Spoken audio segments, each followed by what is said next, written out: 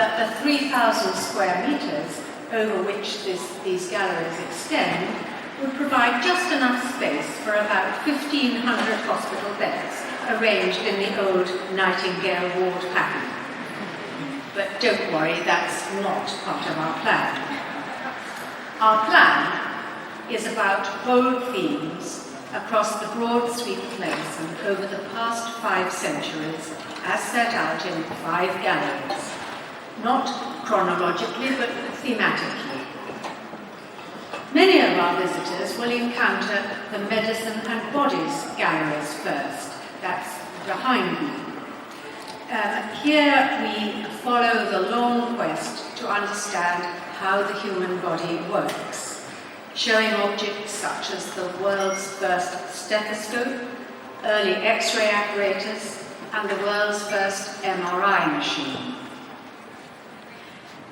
Also in this gallery, you're greeted by a monumental bronze entitled Self-Conscious Gene, sculpted by Mark Quinn, an intricately tattooed figure holding an encyclopedia of medicine in his hand.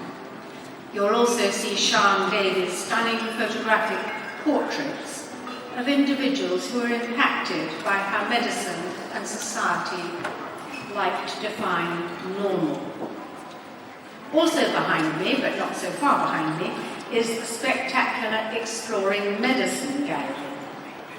Here, no fewer than 1,000 medical artifacts are on display, celebrating the scale and diversity of the Wellcome and Science Museum Group collections. To my left and ahead is Medicine and Treatments, the GSK gallery. This is the place to explore treatments that save, alter, and extend lives.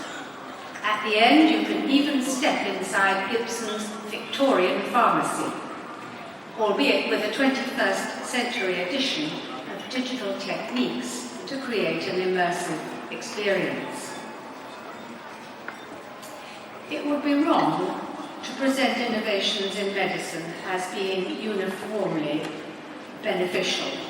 And in this gallery, we also share poignant stories of people affected by thalidomide, including a film produced with the Thalidomide Society.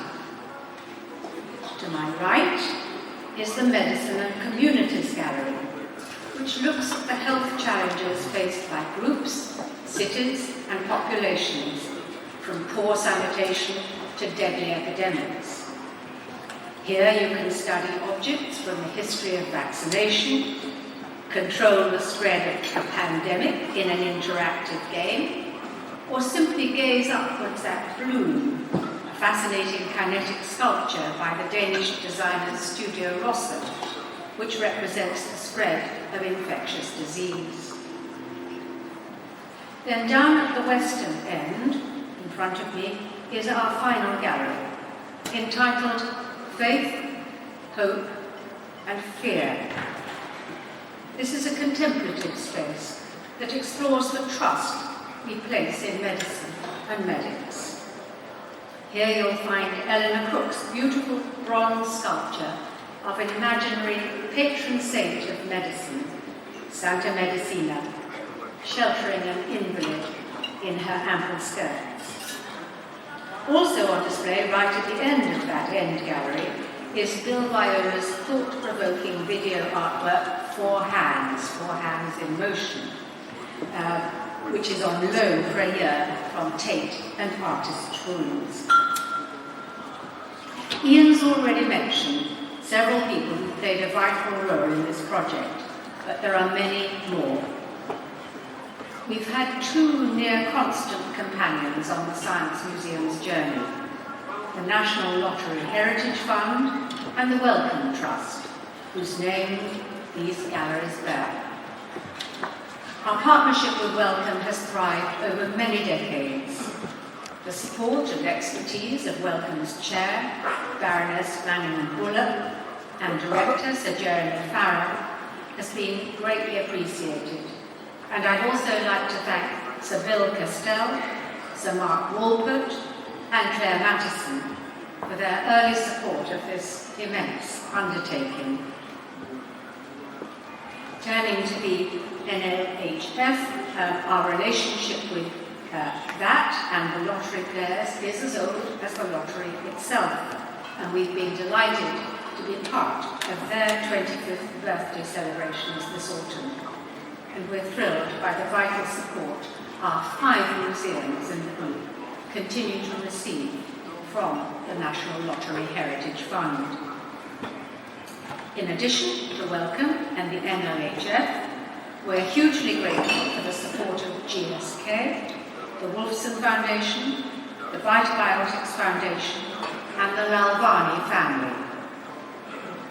GSK has supported the museum also for 25 years, and we're very pleased that this long association has continued through their sponsorship of medicine and treatments. The GSK gallery, which I mentioned, is on my left.